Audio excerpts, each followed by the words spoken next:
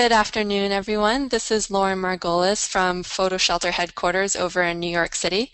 We're really excited about our webinar today with Gavin Goff, freelance travel photographer. Today we're also joined by Brenda Hipscher from X-Rite. Brenda and Gavin are going to help us go through this presentation today about streamlining your digital workflow. Brenda and Gavin, you guys want to say hi? We'll Hey, do it out. everybody. I knew that was going to happen. Hi, Yeah. everybody. Welcome from X-Rite. We're delighted to be co-sponsoring this webinar with our Colorado Gavin Goff today. It's all yours, Gavin. Thank you, Brenda, and thank you, Lauren. It's a pleasure to be here, and it's a pleasure to be here with PhotoShelter and X-Rite, and I'm looking forward to this webinar. So Gavin, do you want to start by telling us a little bit about yourself and your background? I will, yes. You can see on the screen, but I'll read it through for those of you who'd like to be read to. I'm originally from England, so I should say hello to anybody listening on the Isle of Wight. I moved to Bangkok in Thailand in 2008, but it's been 10 years. I've been a freelance photographer for 10 years this year, so that's something of a celebration coming up. I work on assignment mostly for commercial clients and NGO clients. In fact, the little picture you can see there was taken by a colleague of mine in India just last week, where I was working in Calcutta for an NGO. I produce stock work for Getty, and I work for Lonely Planet, and you can see there's one of my cover images on the Bhutan Guide to Lonely Planet, so Lonely Planet Guide to Bhutan even. So if you go into Bhutan and pick up a Lonely Planet Guide, you'll see that picture. I co-founded the Bangkok Photo School in 2008, and it's been a very popular school. In fact, we totaled up recently, we've had over 500 students go through that school, so that's good. And I've led workshops, group workshops to various places in India and Southeast Asia. So that's me in a nutshell. Great, and we were going to kick off today's webinar kind of by talking about how you transitioned from film to the digital world and what you see as the pros and cons versus the two. Yeah, thank you, Lauren. The reason for the ebook that I put together, and the reason really for this webinar came about as something of a challenge I found when I moved from shooting film to shooting digital. In fact, the best way to explain that is if I give you an example, probably. I went to Tibet in 2001, and that was one of the first kind of major photo expeditions that I'd done. I was shooting film at the time. When I went, before I went to Tibet, in fact, I went to London, I picked up 100 rolls of Fuji Velvia slide film. So that's 3,600 frames available for 2 weeks. There are good things and bad things about shooting film, and there are good things and bad things about shooting digital. Let me go through some of the pros and cons that I found. Film, as anybody who shot film will remember, is expensive, particularly 100 rolls of Fuji Velvia. That burnt a hole in my pocket. It's pretty cumbersome. You struggle with things like airport X-ray machines, and it's not very versatile. That Fuji Velvia film was ISO 50, which is pretty limiting, and although you have the ability to move from one film to another, it's such a lengthy process, so you really wouldn't bother a lot of the time. Of course, there's no LCD screen, there's no histogram, so shooting with film was a very demanding process. However, when I got back from Tibet with all of my 100 rolls of exposed film, all I had to do was send it off to the local Fuji lab, wait for 3 days, put my feet up, read a book, drink some tea. 3 days later, the film was returned in its box, or in boxes, and all mounted. And all that's left to do is to edit it, put some labels on, and send the film off. Now, if I compare that to the job that I did last week in India, where I took a few memory cards, and I have all the great versatility of shooting in digital. I can change ISO at the flick of a switch. I can review pictures in the LCD screen. I can look at the histogram. The histogram must surely be one of the greatest advances for digital photographers, and that's a great bonus. But at the end of the job when I come home, instead of 3 days of sitting around drinking tea, I've got 3 days work ahead of me to start processing all of those images.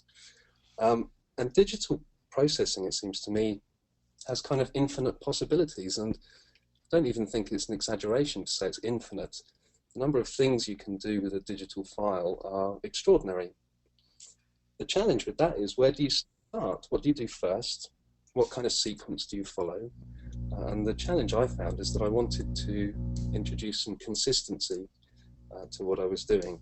So over the years, over the last 10 years, my workflow has kind of evolved. And I've tried to get to a point where I've got a streamlined workflow. It's important to me to have some kind of built-in consistency. I think it's important that I process files in a consistent way, and that helps me develop a style, which I think has been useful in my career. That often people will comment that I have a particular style of photography. And I think a lot of that is down to the style of processing and the steps that I take in my processing when I'm developing. But as well as all of that, it was important to me not to lose the creative opportunities that come with digital. I don't want to reduce the kind of infinite number of possibilities. So that was my goal. So in fact, if we skip to the next slide, Lauren. Hey, Sure. Gavin, if I can just interrupt you 1 second. This is Brenda. Is there any way that you can increase your volume a little bit? We're having some folks that are having difficulty hearing you, and if you or Lauren have a cell phone near your computer or the audio line from your headset, we're getting some kind of interference from time to time as well. So thanks, and I'm sorry for interrupting, Gavin. No, not at all, Brenda. Thank you. So is that better? The volume's a bit louder? That's very much better. Thank you so much. Okay. All right. I'll keep an eye on that, Brenda. Please let me know if it dips again. So we are going to kind of introduce the backbone to today's webinar. Gavin's ebook, The Photographer's Workflow, this phenomenal, almost 130-page, 10-step guide for digital photographers today. Gavin is going to give us almost kind of a sneak peek into the workbook today and go through some of the chapters inside, but we definitely also want to point the audience to downloading it yourself. It does include some of the Lightroom development and brush presets that you're going to talk about today, Gavin, as well as all these great video tutorials on top of it. Yes, thank you. So hopefully you can hear me okay. I'll shout a bit. So this workflow that I've got has evolved, as I say, over a number of years. And previously I was using applications like iView Media, which I think is now defunct, but Bridge and Photoshop, and moving files from one application to another. And it really did demand some kind of logical sequence. Then Adobe released Lightroom, which was a real blessing. And now pretty much, I would say 99.9% of my work is done exclusively in Lightroom. So what I've done is put together all of the presets and all of the collections and all of the things that I use to help me give the consistency that I was talking about, and I put them all together in an ebook package. So as well as the book, if you download that, you'll get the presets and all of the brushes and various other things. And my aim really was to try and make my whole workflow available. So that's what I've tried to do. So we were going to, since it is 10 steps and very comprehensive as that, we kind of broke it down into the 5 out of 10 steps we're going to cover today. Is that right, Gavin? Yeah, that's right. You said we could only have an hour, so I thought we should reduce it to 5 steps, otherwise we'd be here all afternoon. So we're going to look at data management and the importance of data security. We're going to look at the workflow steps and the markers that you can add to your images, flags, ratings, labels. We'll look at the importance of color management, and then we'll finish up with some image processing. And I'm not going to go through and process an image, which would take too long, but I'll show you some of the concepts behind the things that I've put in place when I'm doing my image processing. Okay, great. Um, and we were going to start by kind of talking, you said some random giveaway tips for working in the Yeah. field, some things as a travel photographer going basically all over Southeast Asia, some little tips and tricks that you've learned along the way. Yeah, and these are things that you might not read anywhere else, but these are practical things that are just random things that have been useful to me at various times. Um, the first one is not something I've read anywhere else, but I'll tell you a little story. I was working in Nepal in, I don't know, 2 or 3 years ago. There was a downpour of rain, which made everybody run around, get their umbrellas out. People were skipping over puddles, and photographically it was a very appealing moment. But standing out in the rain for half an hour didn't do one of my cameras an awful lot of good. So when I retreated to a cafe to dry off, I found one camera was okay and the other one had certainly gone a bit wobbly. But I remembered I couldn't kind of get it to work, and then I remembered that I'd recently installed a firmware update from Canon, and I think all manufacturers issue firmware updates now and again. And I still had the software or the firmware on a memory card. So as a last resort, I stuck the memory card in the camera, went through the menu and found the option to upgrade the firmware. And lo and behold, it fixed the camera. The camera has been fine ever since. So now I'm in the habit of keeping firmware installed on a memory card. I keep that handy. It's in a camera bag. In fact, a colleague of mine, I don't know if Jack Kurtz is listening, he may well be, but Jack Kurtz lives in Bangkok. We were in Myanmar recently, and I think the humidity there was so great that it affected one of his cameras. And temporarily, he was able to perform the same trick, just reinstalling the firmware, allowed him to use the camera, certainly for a short time until he got back to Bangkok and was able to get it serviced. So I recommend that. Download whatever the latest firmware is, perhaps the last 2 versions of the firmware for your particular camera, stick it on a spare memory card, and then keep it somewhere safe in your bag. Awesome. Thank you. Tell us about this one about attaching double-sided tape to your lens cap. Yeah, I always carry my cameras facing down, so that any dust in the camera body is being shaken off the sensor, not onto the sensor, so that's a useful tip. And I stick double-sided tape to the inside of the camera lens cap.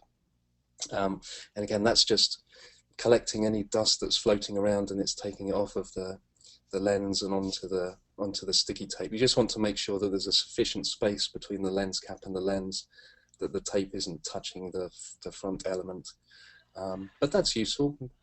And don't stick the lens cap in your pocket where it will just collect lots of lint. But yes, so that's a good way of helping to keep the lens clean. Sorry, go on. No, I was just going to say, I also like this one about carrying printed model release forms. I read a blog post on Matt Brandon's blog a while back. He had kind of someone was interested in licensing one of his images, but he hadn't received a model release from the person in the photo and was kind of having this ethical debate if he should sell the image anyway. Right, and I remember that blog post of Matt's, and I think he actually managed to get in touch with somebody who was able to get the model release. But there are model release apps for your iPhone, iPad, and I certainly use those.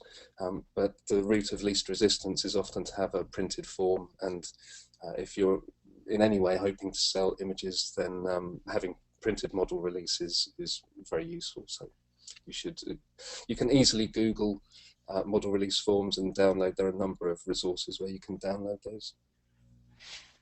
And I'll just skip over to this last one here about turning off your camera's instant review option. In your book, you kind of have a fun way of saying it, that it's, you know, as photographers, we get instant gratification with the digital cameras these days, being able to see what we shot immediately, but you're suggesting to actually turn off that option. Yeah, exactly that. And you'll have to cut me short if I go on about this for too long, because it's a bit of a bugbear of mine. But digital photographers seem to have developed a nervous tick whereby when we take a photograph, we immediately look at the back of the camera, and the cameras have that review switched on by default. I think it's a good idea to switch it off, because that kind of Pavlovian reaction to taking an image means that you are disconnecting from your subject. And if you're a portrait photographer, particularly if you're a travel photographer, taking street portraits, you may have worked very hard to establish rapport with your subject and make them feel comfortable. And then you take a shot and immediately look away. So you lose the connection. It's also kind of rude, I think, to be looking at an image of somebody else, which they can't see. And so I think it's a good idea to turn that review thing off. Now, if people are willing to try that, they will probably find it quite uncomfortable at first. And they will also notice that they, just from force of habit, are looking at the LCD screen, even though there's nothing on it. But I guarantee it will help you in the long run. So that's something we try and teach all of our students at the photo schools. The first thing actually is we invite people to turn off that review option. I think it's a very, if you do nothing else that I mentioned in the webinar today, I'd encourage you to try that. I just want to let you know that Matt is here, and he did get that model release. He's on the ball, isn't he? Yes, I'm sure that he did. Good. All right, so should we dive right into the first step in the workbook here? Yes, sure. So I'll try and summarize this as best I can. When I was working as a systems analyst in my previous job, traditionally systems analysts are involved in looking at processes, looking at businesses, and refining their workflow. So I used all the techniques that I'd learned in that job and applied them to the kind of post-production digital processing. The first thing to recognize is there are three types of data.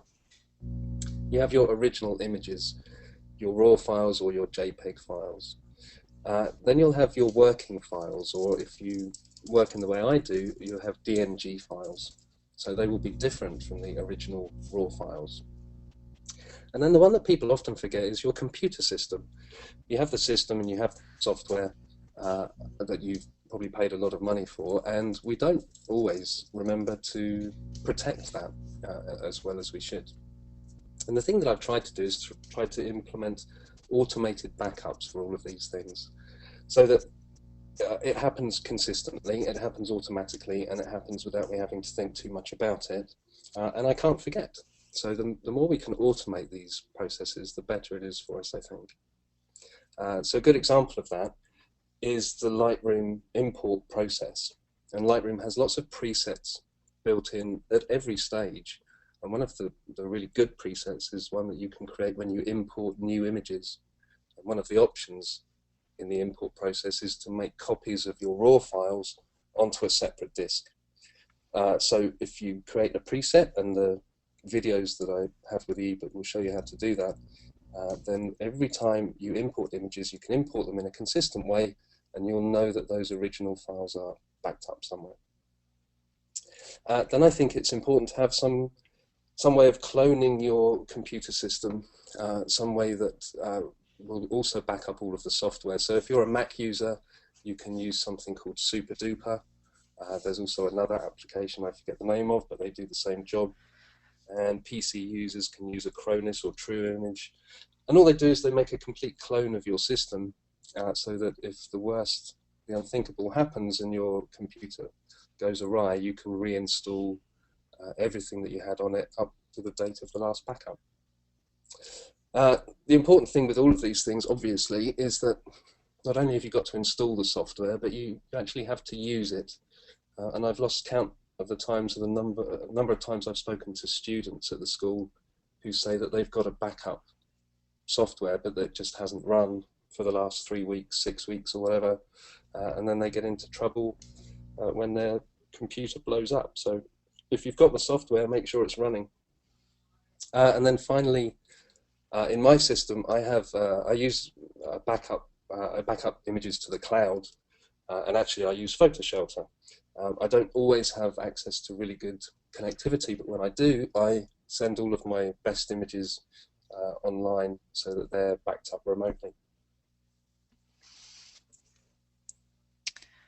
Awesome. And this is a kind of a snapshot from one of the pages in the ebook here, so asking photographers to actually do a risk analysis for their data. Yes, it is, and I must admit that the words risk analysis are not the sexiest in the language, but and not the sexiest topic in photography. However, if you find yourself in a situation where you're in need of a backup, and you've gone through this risk analysis process and you've got the backups in place, then you'll be very grateful you spent the time doing it. So the risk analysis is very straightforward, and there's a blank form in the book.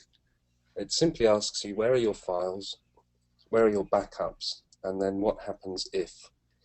There are a number of scenarios. So for example, what happens if the computer you're working on breaks and is no longer accessible?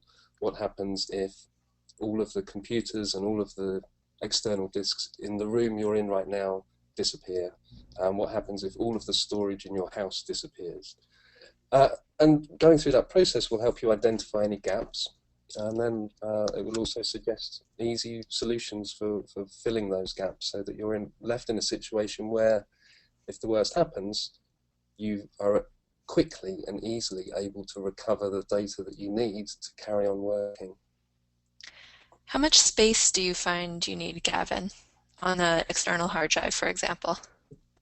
And are you literally backing up every image in your archive? Yeah, the way I work, Lauren, is that every raw file I take is backed up, and every raw file I take is kept. So those are like digital negatives. They never get thrown away, even the bad ones. I don't edit them or anything else, and they get backed up. Then the working files get cloned as well. So to answer your question, I'm traveling at the moment, and I have, unfortunately, I have 7 1 terabyte drives with me. And then I will have the same again back at home, and then a third version of all of those in an off-site facility.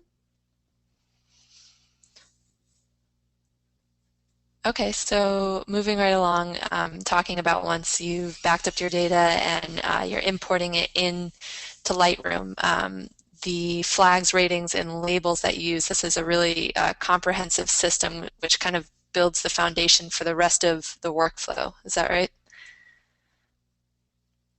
Which is a good way of getting your own time. So 7.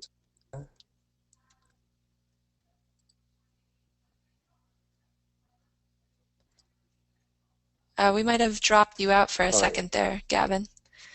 that's okay. I'm not offended by that at all. That's fine. Not on purpose. If you want to talk about me, Lauren, you could wait till after the webinar. Okay, carry on, sorry. So we're looking at Lightroom markers, right? That's right. Okay. So now we get into the stage where we're looking at building a workflow. All of the software I know, Lightroom, Aperture and Bridge, and others I'm sure, have ways of marking your images. And really, rather than go into an awful lot of detail, what I would suggest is that you look at what markers are available to you. Then you decide where your images are going to go, what's the final destination for them, and then work backwards and decide how you want to label your images so that you can kind of pick up which images are going where. So let me give you an example from Lightroom, and this is from my own workflow. Lightroom has flags. You can have black flags or white flags. Really, there's only one way to use those. The white flags are images you're keeping and you're going to process, and black flags are images that you're going to delete. But then you have ratings, which are all stars, and color labels. It doesn't really matter how you use them, as long as you adopt an approach which you can then maintain consistently. And I think the crucial thing is that once you've got your system in place, you have to then stick with it. If you change it 3 months down the line, you're either going to have very inconsistent results, or you're going to give yourself a lot of work. So I'd recommend that if you're a digital photographer and you're looking to set up a workflow, you give yourself the luxury of half a day to sit down and write out exactly what you're going to do with your images and how best to mark them. So to go through my example, I use ratings to indicate where the images are going to end up. So 5-star images will be on my blog, and they'll be in my PhotoShelter portfolio. 4-star images will go into PhotoShelter as a backup, and they'll also be searchable by clients or potential clients, but they won't appear in the main galleries. I use 3 stars to indicate images that are going to be sent to a client. So they won't appear in my portfolio, but they'll be going off as the result of a client assignment. And then 2 stars are images that I'm not quite sure about and I want to look at them again, or often I use that for personal images that I want just for friends and family. And 1 star images are images that have been reviewed and they're not going to go any further. And just a point on that, it's really important to, if you're going to use this process, to rate every image. And then you know that any images which don't have a star have yet to be reviewed by you. So that's a good way of indicating which ones still have to go through that process. And then the labels in Lightroom I use to indicate which stage in the workflow the images have reached. So if you look at the slide there, red images still have to have the metadata added. Yellow images have been processed. Green images have got the keywords added to them. And the blue images have been exported and delivered. So that again is a really quick and easy visual way of seeing how far you've got through your workflow with a particular series of images. So for a typical assignment, let's say a client assignment, how long does it take you to go through all the images? Actually, I've got it down to a fine art now, and without wishing to go on about my ebook too much, the workflow that's in there helps me so much, and it's been fine-tuned so much over several years that I can go through this process of certainly rating images and getting them to the point where they're ready to be processed really quickly. I don't know to put a time on it. If I've just worked for 3 days in India for a client, I can go through the probably 1,400 images by the time I've taken out the rejects. I can go through those in an hour, not including the processing. So that's much less time than it used to take me. And you also provide some the keyboard shortcuts for all of these in your ebook, right? I do, yeah. Lightroom's good for keyboard shortcuts, and often that's a much quicker way of moving images through the workflow. So Gavin, just to be clear, you can use the stars and the flags and the colors, all 3 on the same image, right?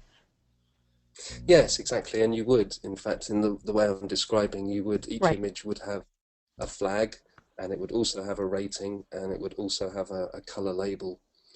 So you can then filter them, which is good as well. So you can use Lightroom or Aperture, it works in the same way, but you can use the software to say, show me all of the 5-star images which have yet to be exported. And then you can see which images still need to be uploaded, for example. So yes, you can.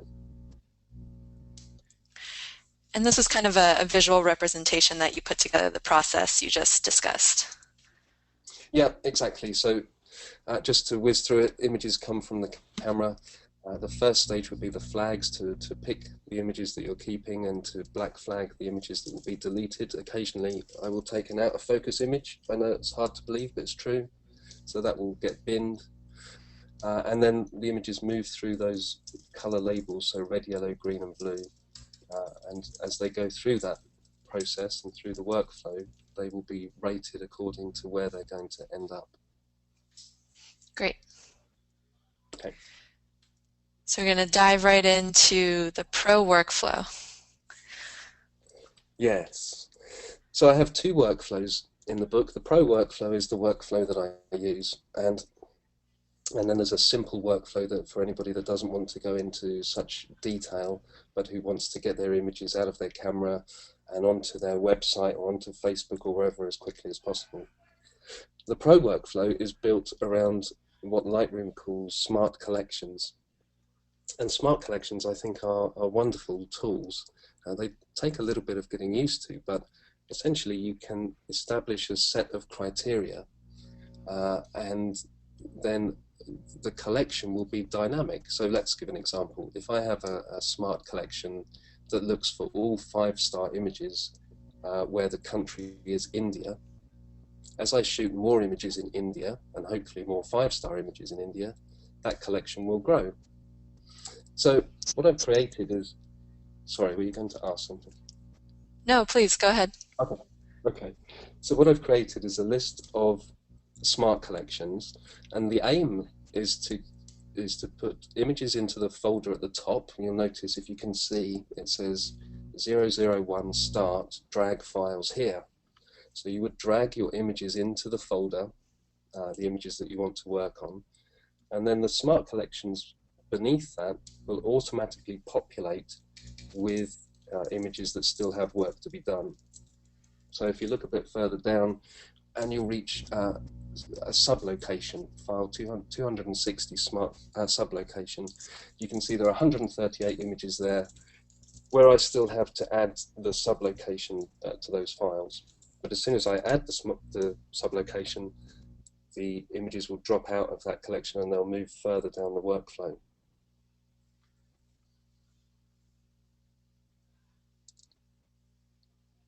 Okay, that makes sense? Yeah. Good. Okay. So your goal is to have all of those smart collections showing 0. And then when they've reached 0, that means they've been processed, they've got keywords, they've got captions, and they've been published. They've been sent out to wherever they're going, and you can empty the folder at the top and put some new images in it and carry on working. We had a question also, just to clarify, when you mark, if you give a certain image a flag saying that it's to be deleted, is that a permanent delete, or is it still being backed up and just not considered in the workflow?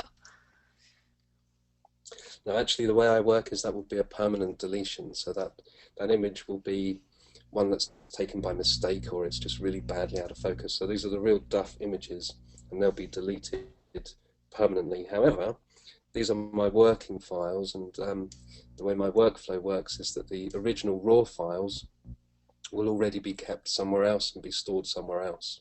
Mm-hmm. So in actual fact, I never permanently delete any image.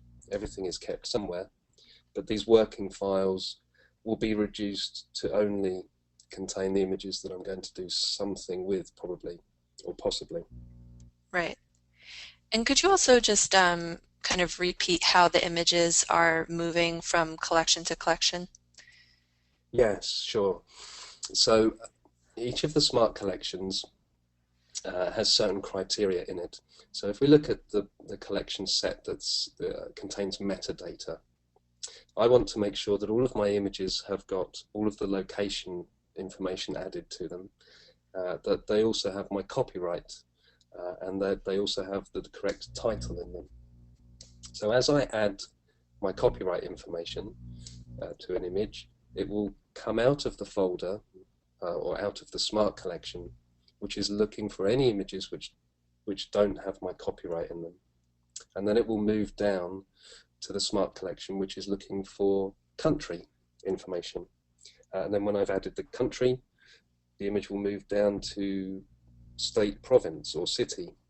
So yeah, so the way it works is that you'll move from top to bottom. The images will move from the top of that list down to the bottom as every step is completed. And there was also a question about whether you use one big catalog to archive all of your images, or are these new ones for every shoot that you do? Actually, I used to use one catalog for every year. So I would have a catalog for 2012 and then another for 2013 and so on. But actually, since Lightroom 4, for sure, it's been so stable that I have just one Lightroom catalog now. And everything from the last 10 years is in that catalog. So it's running at about 150,000 images now, I think. But it works just as quickly and just as smoothly as it ever has. So I think you can get away with using one catalog for sure. And once they make them into the published stage, are you then exporting these or moving them from Lightroom to whatever the final destination is going to be? Yeah, so the very last step would be that the images get exported. So either they will be sent off to, well, you know, all of my images now get uploaded to PhotoShelter. So whether they're going to a client or whether they're going into my portfolio, they'll go into my PhotoShelter archive. I can't really think of any exceptions to that, really, unless I'm emailing some images, perhaps. But yeah, everything really is built around populating my PhotoShelter archive. Now, Gavin, the step-by-step of setting this up is contained in the ebook, right? It is, Brenda, yeah. And in fact, Okay. I've found quite a nifty way of importing all of these kind of smart collections. So when you download the book, you'll get a blank Lightroom catalog. The catalog has one image in it, but it has all of these smart collections. And then if you follow along in one of the videos, you'll see how you can import all of these collections in one fell swoop. So it's really just a one-step process. Okay, so camera calibration. Brenda, maybe you can step in here as well. Yeah, let's go, Gavin. Okay, let's go. Camera calibration. So now we've moved away from the workflow and the kind of metadata stage. These are all things that would be found in the library module in Lightroom. Now we're looking at processing.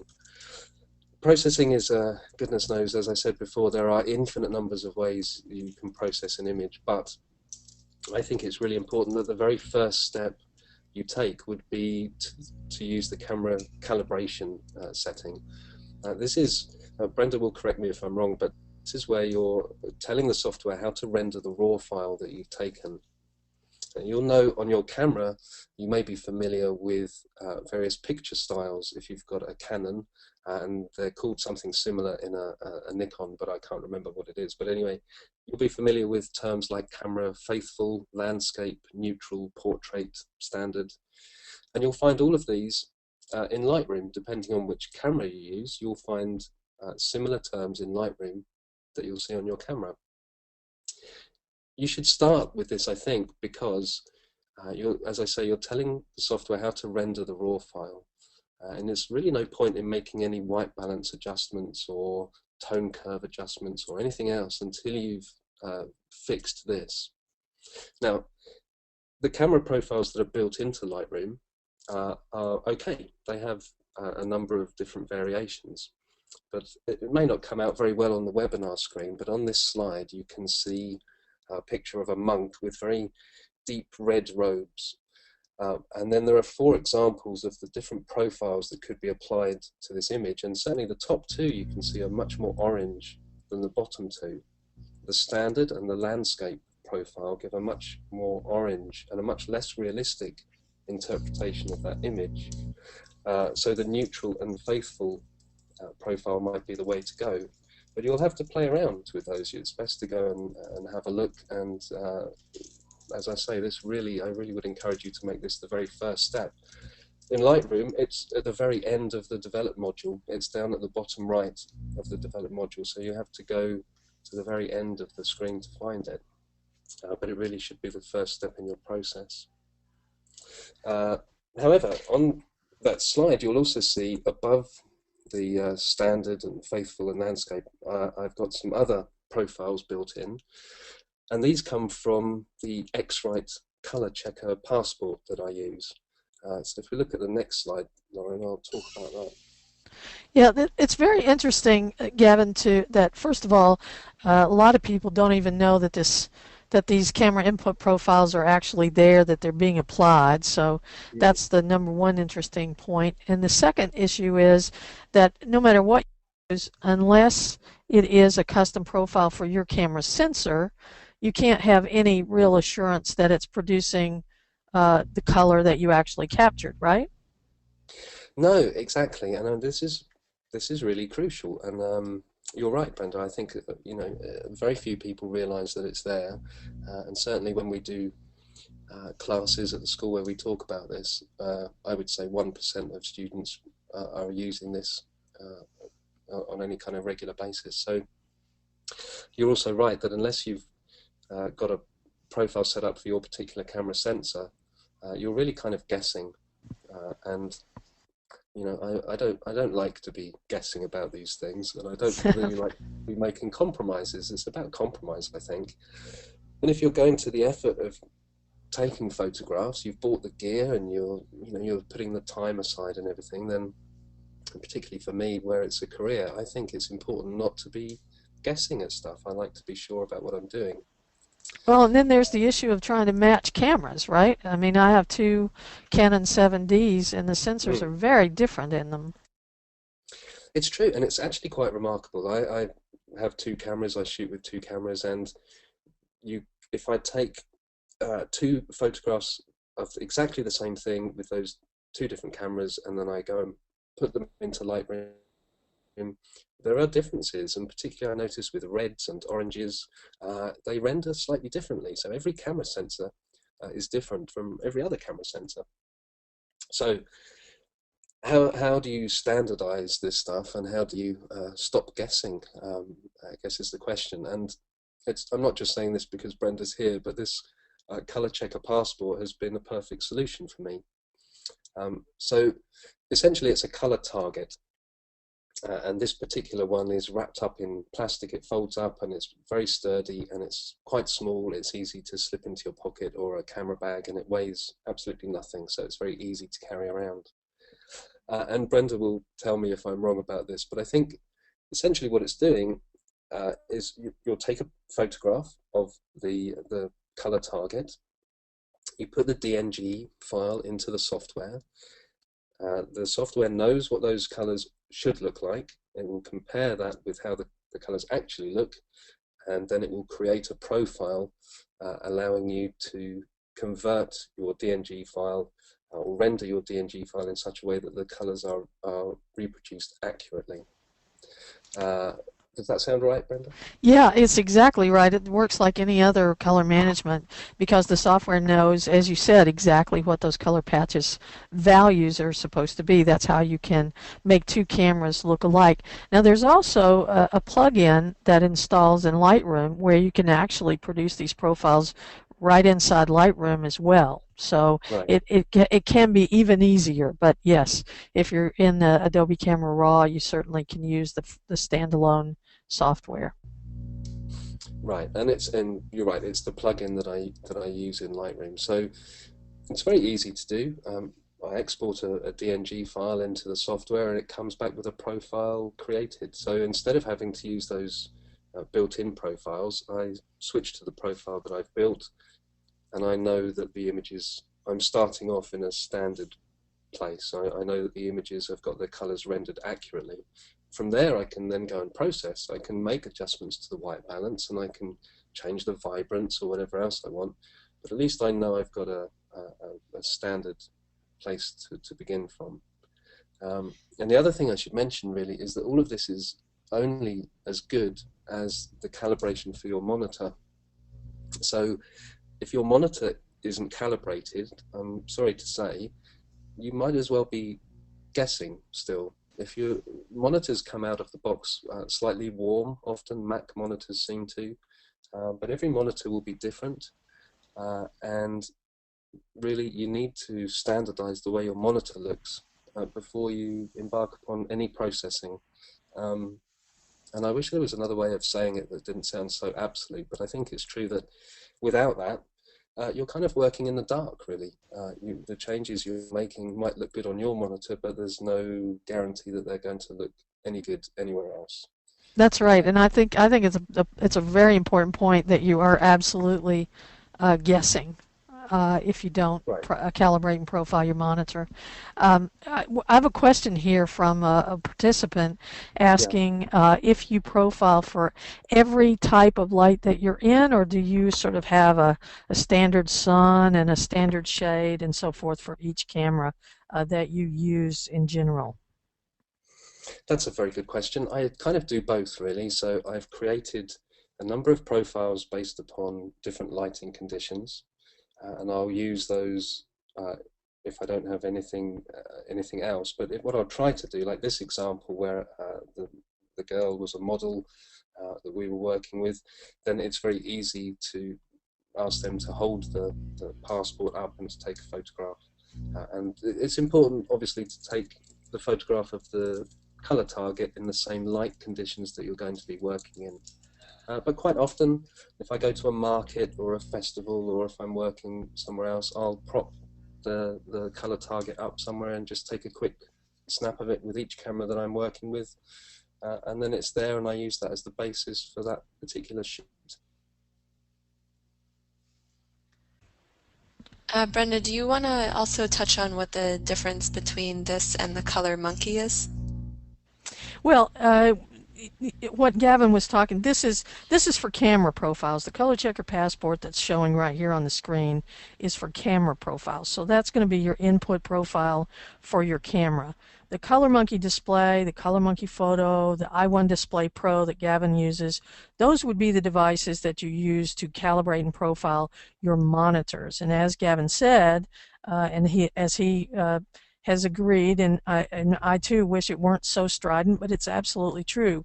If you don't calibrate and profile your monitor, you're just guessing about whether what you're seeing bears any resemblance to what's actually in the file. So. Okay, perfect.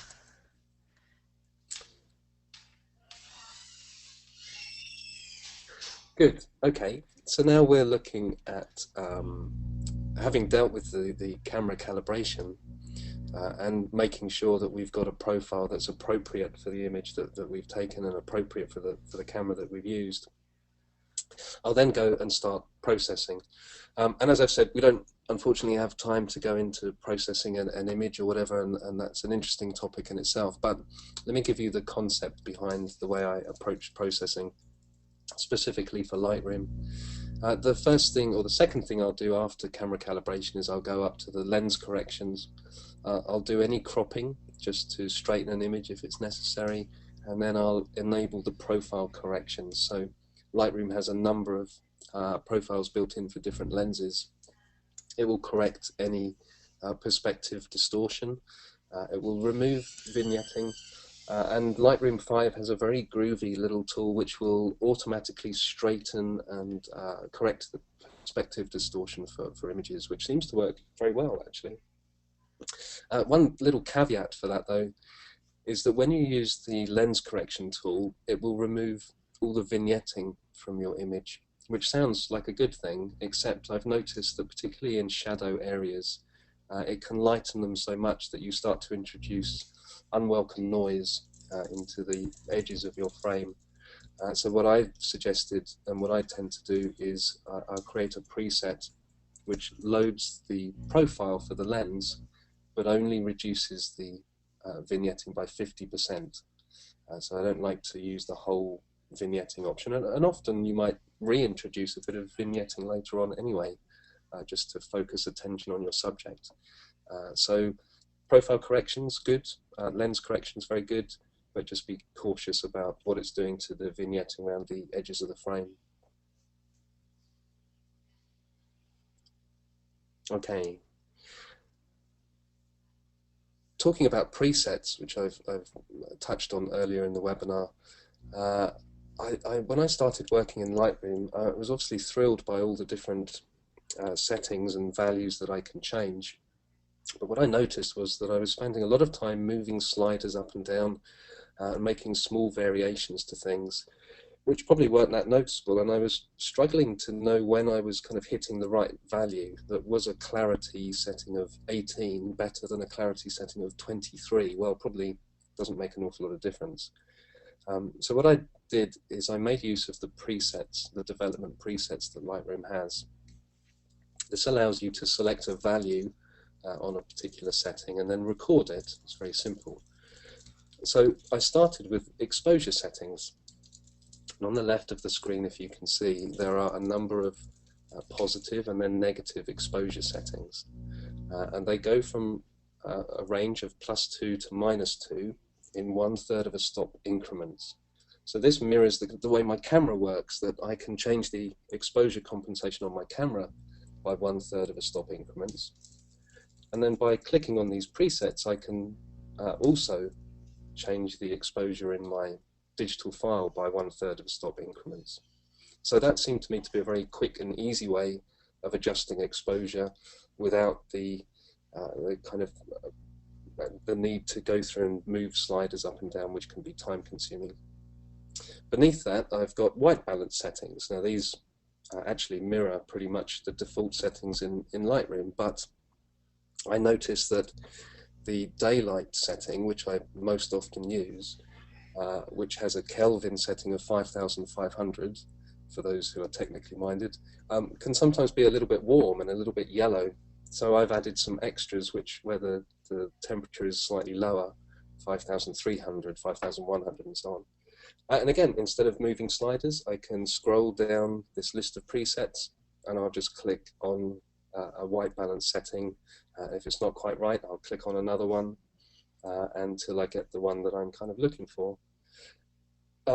None of these are final, of course. These are only quick ways. They're just shortcuts of setting a value on a particular setting. But once you've set a white balance setting of 5,100, it doesn't mean that you can't tweak it a little bit to get it exactly where you want.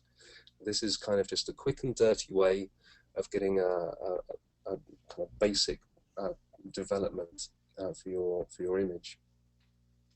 Let's have a look further down, Lauren, as well. Down here, right? Yeah, so clarity. I use clarity a little bit. If you don't know what that is, I encourage you to open up Lightroom and just play around. The clarity values in Lightroom 4 and 5 are actually quite strong now. So if you go up to anything above 20 or certainly 30, you'll notice a very strong effect. So I tend to use clarity values of only about 10, plus 10 or minus 10. But all of those are in there. So from plus 100 to minus 100 in different increments. There's plus 10, plus 20, plus 30, whatever. And again, instead of moving the slider, I'll just move down, scroll down, click on the clarity setting that I'm looking for. And that tends to be okay 99% of the time. Vibrance, likewise, there are some plus and minus vibrance settings. Vibrance, the quick description, it's vibrance changes the saturation of an image. The color intensity, if you like, but crucially, it doesn't affect skin tones. So if, like me, you take a lot of portrait photographs, you might want to, let's say in this example, you might want to make this girl's dress, nice blue dress, of making her skin tone look artificial. So vibrance is a much better option than saturation.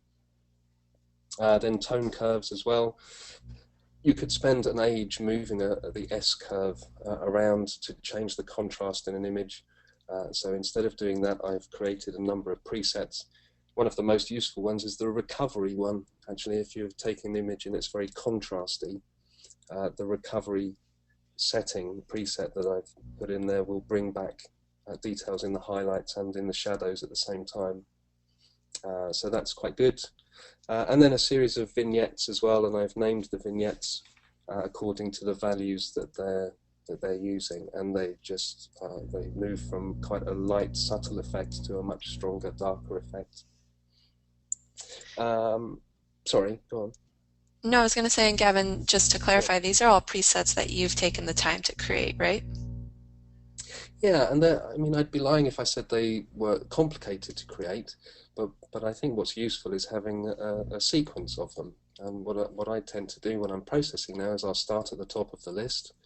I have a preset for clarity and vibrance, and then I'll just move down exposure, white balance, tone curve, vignette, and then there's a couple at the bottom for sharpening and reducing noise. And I find that I can get the kind of 9/10 of the way through processing an image just through sliding down that preset panel and clicking one option within each section. And are these, which one of these are available when people download your ebook? All of them. I'm that generous. Yes. So all of those, all of those come with the ebook package, so you can download those. And I think they're a good starting point as well. That it's very easy to edit one of those and to see how it's built. And then you can go in and create your own and tweak them and add to them so you can establish presets that work for you. Great. So are we ready to go on to the publishing and delivery phases? Yes, of course. So going back to the workflow, we're going back to the library module now. When you've finished your processing, you will perhaps use a color label to indicate which images are ready for delivery. And I'd like to recommend this little plugin. It's an independent third-party plugin, and I don't know if Paul is listening, but if he is, I apologize for perhaps mispronouncing his surname. Paul Campuis made this plugin, which essentially it links Lightroom to PhotoShelter. So it will allow you to identify images, to publish images to PhotoShelter, to your personal archive. And the thing I like about it most is that if you go and edit images, or if you change metadata, perhaps you add keywords to images after they've been published, then you can republish, and instead of having to upload the file again, it will just change the IPTC data for you. And there are other good things about this plugin too, but I should probably point out that this is not an Adobe plugin, it's not a PhotoShelter plugin, it's an independent thing. So you'll have to bear that in mind, but it works very well for me, and it allows me to link, or allows me to see what I've got on PhotoShelter in my Lightroom catalog, which is very helpful. And when you say that, you mean changing the metadata in Lightroom allows you to just republish and update it in PhotoShelter? Yes, exactly. So if I change, if I add some keywords to an image which is already on PhotoShelter, when I republish it, it will give me the option either to re-upload the whole image or just to change the metadata. And obviously it's much quicker to change the metadata. That will take a few seconds. And you may have mentioned this before, but what types of files are you exporting to your archive? Yeah, I didn't mention that. I export high-resolution JPEG files, and it's important that they're set to a quality level of 100, or whatever the maximum is. And I also export in the Adobe RGB color space, which is probably the best color space for printing, and is undoubtedly the best color space for clients when they want to download. But they will get converted, I'm pretty sure I'm right in saying they get converted to sRGB when they get published in your PhotoShelter portfolio. That's right. So we have a great image processing on our end that then allows you to upload the images once to your archive, and we do all of the processing and resizing for the various sizes that would be on your website, for example. Right. We did have a question earlier about whether you're creating different files depending on their usage. So for client downloading versus the web, for example. No, I don't actually. Another great advantage of Lightroom is that you only need to have that one file in your Lightroom archive, and then I will upload those high-resolution JPEGs to PhotoShelter, and I can distribute them in various sizes from there, and I can control what size is released. So, for example, I can allow one client to download small, what they call comp images which are just large enough for them to put into a design to be reviewed at a meeting or something. And then perhaps when they've agreed to buy those images, I can allow them then to download the full high-resolution JPEG. There's no need to keep any images outside of Lightroom, so I don't keep any other JPEGs or anything else. Because every time I need a new version, if it's just for Facebook or something, well, I can quickly go back to Lightroom and make an export, upload it, and then I delete the file that I've exported. Hey, Gavin, we're just about out of time here, but I have a question about how much RAM do you have in your machines when you're doing this processing of these 100,000 images plus? That's a good question, isn't it? That's the sort of thing I should probably know kind of off the top of my head, and that I wouldn't need to look up, right? But I am looking it up. I'm working with a MacBook Pro now. This has got 8 gigs of RAM in, which is not huge. I think, it's the last laptop I had only 4 gigs, and it was fine. I think if you're doing a lot of Photoshop work, you might want more, but Lightroom's pretty light on RAM as far as I know. So I don't see it struggling at all, in fact. So let's Since we are running out of time, just quickly go through the last slides here. We were just showing Sure. a back-end screenshot of your PhotoShelter archive to give people a sense for how you've decided to organize your online portfolios, essentially. Yes, well, Lightroom is, sorry, PhotoShelter is good because as you can see there, it allows you to keep galleries that are listed on your website and then galleries which are not listed, which you might be useful to store images in an archive. Maybe you don't want them in your portfolio, maybe you want to make them available to a specific client, or maybe you just want them in your archive so that they appear when a search is performed.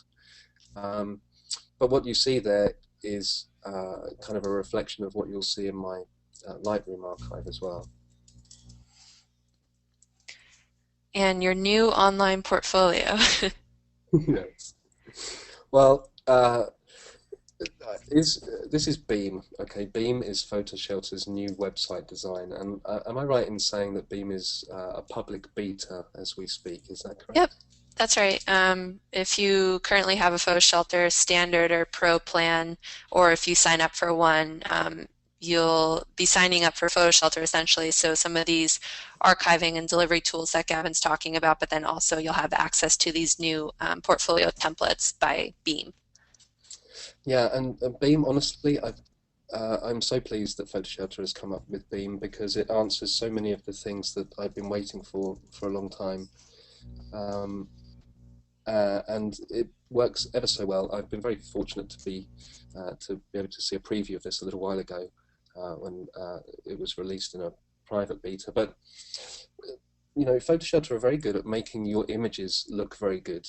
And I talked earlier about not compromising when it comes to color management, and I think when you've put all that work into creating your images and making them look beautiful, you shouldn't really kind of compromise on the last step of the process. You really want your images to look as beautiful as they can. So I know for a fact that PhotoShelter put a lot of work into presenting your images in the best way possible. And these new website designs do just that. The one we're looking at is full screen. The way that the galleries are shown on the front page is very nice, that when you hover over different gallery titles, a different key image will appear. And then if you click on one of those, you'll skip directly into a slideshow. And then it's also easy to look at thumbnails. You'll see at the top of the screen there are some very small icons there. It's kind of clear what they do, but they're not intrusive and they don't distract from what you want people to see, which is your images. So the thumbnail views come up very easily, and I noticed as you move your browser around, if you've got different size screen, different size browser, then the thumbnails are kind of jiggled around. I don't know what the technical term is, but they're reformatted so that they look good.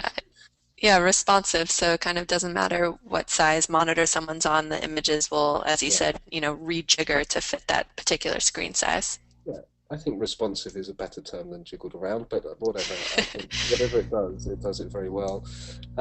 And also these are HTML5 pages, so they will work on an iPad or a mobile device, and that's important for me because I know a lot of editors and a lot of art directors will be reviewing photographers' websites on their iPad when they're commuting or something.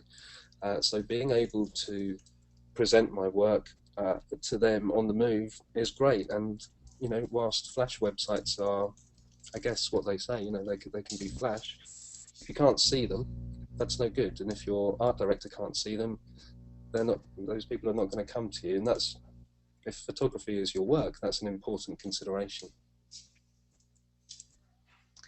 So maybe we'll kind of skip through some of these images here so we can tell people where to get your ebook, but we're essentially trying to show then how your PhotoShelter archive integrates with Beam and that people can still buy and download your images from your Beam website as hosted by PhotoShelter. Yeah, and not to skip over that part, that little button that says add to cart or add to Lightbox. Again, if you're making a living from your photography, having the kind of root of least resistance between people seeing your images and being able to license them is really important. So that works. You want to give us a quick summary here, Gavin? Quick summary is kind of what it says. The most important things I'd like people to take away is to try to resist the urge to chimp. Chimping is when you're looking at the LCD screen of your camera. If you can break that habit, I think it will be a good thing. Consider your data security. I mean, whether you download my ebook or not, I'd like people to go away and just think about where is their data stored and what will happen to it if there's a, one of your disks is corrupted or something. To try and establish a consistent workflow, we talked about that. The importance of color management, and as Brenda and I both said, that really, unless you have some kind of color management in place, you really are only guessing at what you're doing, and your processing is kind of a shot in the dark. To have a streamlined processing system, which we talked about when we looked at the presets in Lightroom. And then finally, to have a way of presenting your images as well as they possibly can be. Okay, great. Gavin, thank you so much for your time and sharing all this information from your ebook. We definitely want to point people to your website where they can download the ebook. Do you have any special information or details about that process? No, hopefully it's quite simple, and if people are interested in downloading the whole package, then they can go to my website. There's a link that's very obvious in the menu bar at the top, or alternatively the full link is on the screen there. So it's just gavingoff.com/photo-workflow. And you wanted to point us to this event that you're at right now. Yeah, at the moment, actually, I'm in Istanbul, but on Thursday I'll be traveling to London, and this event, Travel Photographer of the Year Live, is going on all weekend, and there are some tremendous speakers speaking at that event. I'm not sure if there are any tickets left, to be perfectly honest, but if there are, you should go and snap them up if you're going to be in London. I'm speaking on Saturday and Sunday, and also taking part in a panel discussion too. But go and check out, it's tpoty.com. Great. And Brenda, do you want to point us to the rebates people can get for the X-Rite products? Yes, in a couple of days, folks, we'll be sending you an email at the same email address you used to register for this webinar. So if it's not your usual email address, please be sure to check that. You'll get those rebate certificates in an email along with a copy of where you can find the archive on the X-Rite site, and this will also be archived on the PhotoShelter site. So thank you very much, Lauren. Thank you very much, Gavin. We really appreciate this webinar today. We've gotten a lot of good comments, and it's been a lot of great information. Yes, thank you guys. And I also, if you're interested in learning more about Beam, which is the new platform by PhotoShelter that Gavin is using for his website, you can just go to photoshelter.com/beam and check out, we have his site up there as an example, as well as a whole host of others. So you can find some more information there if you're interested in signing up. And yes, thanks again, guys. We really appreciate your attention today, and hopefully took something away from our webinar. And be sure to visit Gavin's website to download the ebook. You'll get everything that we talked about today, plus a ton more, all of the presets, and also video tutorials to help you put together your workflow so it can hopefully be as easy as Gavin's. So thanks, everyone. Be sure to be on the lookout for the email from X-Rite and also from PhotoShelter so you can find the archived version of this webinar. And thank you, Gavin and Brenda, for your time today. Thank you very much. It's been a pleasure.